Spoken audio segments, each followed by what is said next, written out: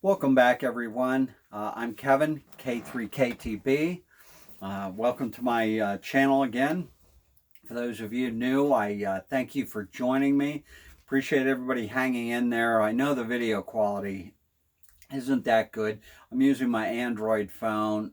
It's an older phone, so the camera quality isn't that good. I'm looking at getting a camera that I can use, a video camera. Want to keep it 200 or less, but I don't think I can get that good a quality. I don't want to go into a lot of money here. This is probably the fifth, sixth video that I've done. So I want to see how this goes, see if I get more subscribers. I have a lot of content to put out there, so I'm hoping it does grow. Then I'll get into better equipment, whether buy a new phone or pick up a camera. Not quite sure what I'm going to do there, but I do intend on picking up the quality, the editing as well. The beginning and the ends aren't that great. I had to redo this. I had my scanner on the back, and of course it went off. Called out a fire department, so start over again. But today I'd like to talk about portable operations. Next weekend, Winter Field Day is coming up. It's a great way to get outside in the winter, have fun, and talk on the radio. I try to do it every year since I've been a ham, which is only, well, this is about my third year doing it. It can be a lot of fun. It depends on what you are, whether you like to be outside, no matter the weather, then your location too. If you're down south, a lot warmer than up here in northwestern Pennsylvania, but I have a lot of fun with it, and I'm sure you can too. So there's things to keep in mind for portable operations. I operate portable a lot of times in the summer. I hate being up in my shack in the summer. I've got to be outside. So what I usually take is my Xiegu G90. It's fantastic, small footprint, great to take out there. If I ever need to operate it on a battery, if I'm not just outside on our rear deck, it's great to use. I do have an IC718. I take that outside. It's a great radio, but you definitely you got to have a power supply, electrical connection for your power supply, all that. It's not too bad here. Just a short run out to my deck, so it's a lot of fun.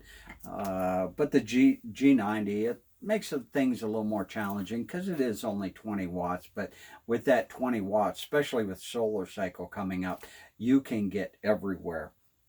So the next thing are batteries, power supply. Like here on when I'm out on my deck, all I have to do is run an extension cord out and use power supply. If I'm not operating here at home, then I have to have batteries. I have a couple of batteries. I have a deep cycle lead acid battery, 100 amp hour, I believe it is, but it's way too heavy for me to lug around anymore. I need to look into getting LiFePO 4. They're much lighter. They're a lot more expensive, but it'll save my back in a long time, make it easier for me to get out and about. I like to fish. All I have is an electric motor, and that lead acid battery, that weighs a ton and just can't do it much anymore. It makes it real difficult. So looking into getting that LiFePO 4. I do have smaller lead acid batteries. They're 7 amp hour batteries. I use those for my fish finder. I love to fish, so on the boat, and then on the when I go out in the winter ice fishing, my fish finder, I use that, and they work great too. And I found out they work great for ham radio. I got another lead acid battery. It's bigger than the smaller ones. I think it's about 20 amp hour, something like that, maybe 30.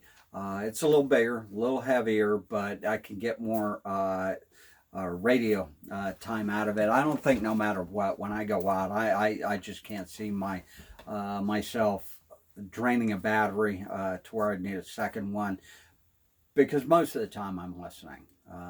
And that's, you'll find when I'm here in the shack, probably 90% of the time I'm listening, unless I'm not out there calling. So you tend not to use the battery that much. Antennas, that's a very important thing. I know a lot of hams will use a end-fed half wave. Those are very popular. Something resonant, maybe a dipole.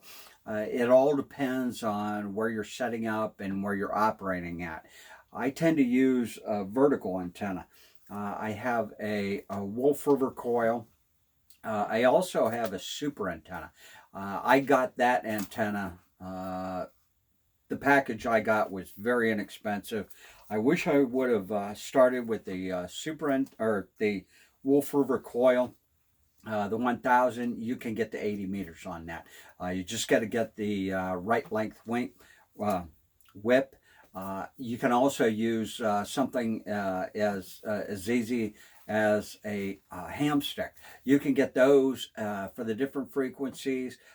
Set it before you go out. Set it to so it's resonant in the area you want to work, whether it's down in FT8 or up in the voice band, the voice section, because they tend to be narrow banded. So high Q, which means the band's real short, where real narrow, where the SWR will be good. So, but it's a great option. The Wolf River coil, I really enjoy that. With the super antenna, though, it comes with radials. The radials with those, I've got all the different radials that they offer.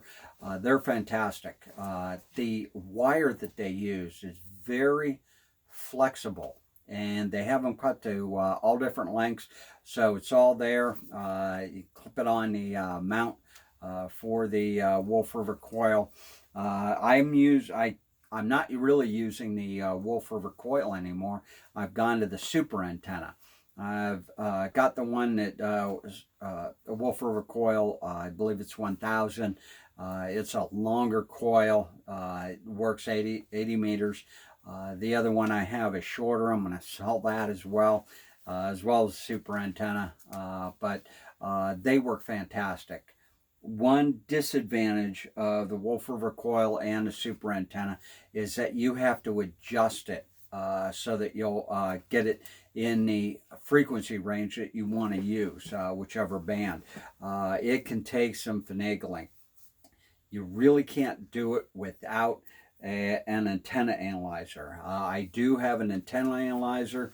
I finally broke down and got one. It makes things so much easier. So if you're in a hobby, you're going to stay in a hobby, you really need to pick one up. It just makes things so much easier.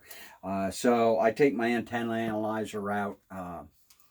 I've got the money to buy things, but I don't have the money to buy things twice. So I'm very careful with my equipment. I hated taking that out in the weather when I go out. A lot of times in the winter for winter field day. That's about the only time I go out in the winter weather. But I don't like it, but I'm very careful with my equipment. Try to take the best care possible with it. So you need a radio. You need your battery, and you'll need your antenna. With my coax, I was using a 25-foot length of coax. I found that in a lot of instances that's just not enough. So I went to 50-foot length of coax. It's not the best coax, but something very important that I did was I put the RF chokes on there.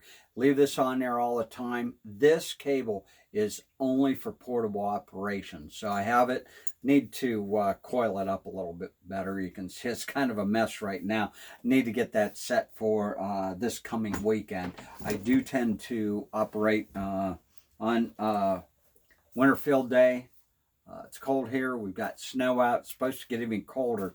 What I like to do is, the way I've operated winter field day the last couple of years, is I love to ice fish. So I actually go out to the middle of the lake, set up my antenna, set up my ice fishing shelter, set up the radio inside, and I am set to go. So at the end of this video, I'm going to put up some pictures of my last operation. It's a lot of fun.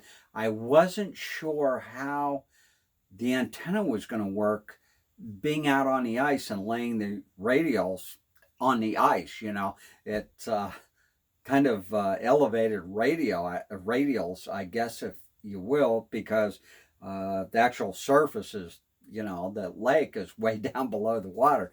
But it worked. It worked fantastic. Had a lot of fun. So I like going out ice fishing, so it's like a 2-in-1 deal. Last year I was actually out on a POTA park.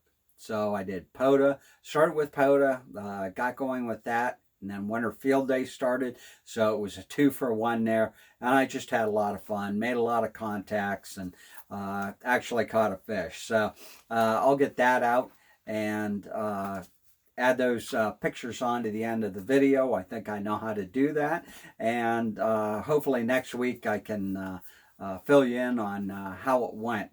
So get out there and operate any antenna. Get a piece of wire up in the air. That's all you need. Go out there and have fun. There's always parks around where you might have a shelter, depending on where you're at. Even if you have a big tent for camping in the summer, you can get a little heater in there. That's I have a portable heater. My ice tent is insulated, so that helps. Sunny day, the sun coming through. You'll stay pretty warm. So go out there, have a good time, take somebody with you. When you're operating in the field, though, a couple of very important things. Take water in the summer, especially water and snacks. In the winter, I have a thermos, so I'll put some hot chocolate in there, something like that. I take my beer along, got to have my beer, so have fun now. It's a great way to operate. And it's a great way to make sure that you can operate in case of an emergency. You never know what might come up. You know, if you live in an area with a lot of natural disasters, hurricanes, things like that. Here in my area, there's not much. So bad weather, occasional tornadoes, but it's nice to be able to know that you can get out there and operate remotely. So I thank you again for joining me. Any criticisms you might have of my videos, I would appreciate hearing it. I can take the negative criticism because that's the way I'm going to learn, improve my videos, make them better, more enjoyable for you. And of course, the good comments are welcome. So please, if you like this video, be sure to hit the like button and subscribe. Thank you very much. K3KTB 73.